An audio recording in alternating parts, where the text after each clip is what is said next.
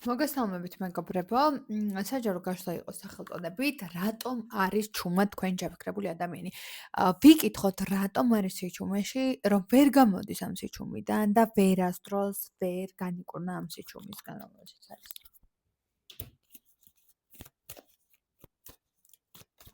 ჩაიფიქრეთ თქვენი ადამიანი და დავიწყოთ გაშლა. რატომ არის ჩუმად? რატომ ვერ გამოდის ჩუმის ფაზიდან?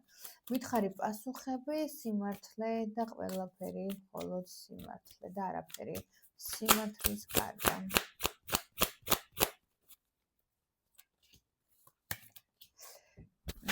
სიჩუმეში არის ადამიანი და იმიტომ რომ ეს სიჩუმე მისთვის ძალიან მნიშვნელოვან ასპექტებს მოიცავს, იმიტომ რომ აქვს ძალიან დიდი პრობლემა ვალი, დაიდო ძალიან დიდი რაოდენობის ვალი, რომელიც ვერ გამოსწორდა, რომელიც არ გამოსწორდა.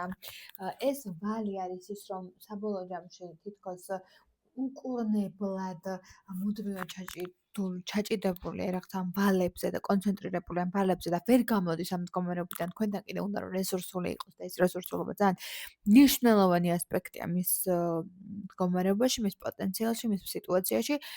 ხო, ამიტომაც ძალიან მოკედლებულ მოჯაჭვე, რაღაცაზე დამოკიდებული შეიძლება იყოს ადამიანი არაჯანსაღ რაღაცებზე. ეს არაჯანსაღ რაღაცები მას ძალიან მოქმედებს და ნუ ეს ყველაფერი თითქოს აი გადამისამართებულია და სამომავლოდ გეგმავს ამ ყველაფერს შენთან.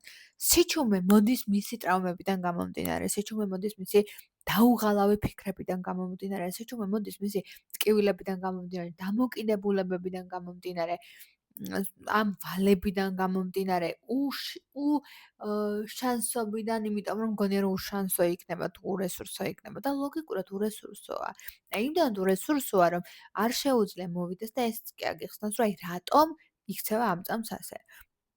და სხვათა შორის ეს რატომ იქცევა ასე რომ ვერ ხსნის? ამიტომაც არის შემდეგ რომ უჭირს ყველაფრის ახსნა და მოტანა შენამდე და მე რეგონია რომ კაი, ჯანდაბას შევინახავ ემოციებს ჩემში, დავარესტარტებ და ნუ ეს ემოციები იქნებათ. რეალურად კი აქვს ამას გასაღები რომ მაინც რაღაცნაირად დაასტაბილურებთ ფონს, მაგრამ უცებ ვერ დაგისტაბილურებთ ეს ადამიანი ფონს, რადგან ამას სჭირდება დრო და ამ დროს სჭირდება რესურსი. რაღაცა რამდენიმე თვე სჭირდება რომ ყველაფერი სწორად წარიმართოს და ისე იყოს როგორც თქვენ გინდათ. მადლობა ყურადღებისთვის მეგობრებო, ნდობისთვის რომ მოდიხართ ჩემთან კონსულტაციებზე და კონსულტაციებზე ჩასაწერა შეგძათ პირად შეტყობინებებში მომწერთ. Bye.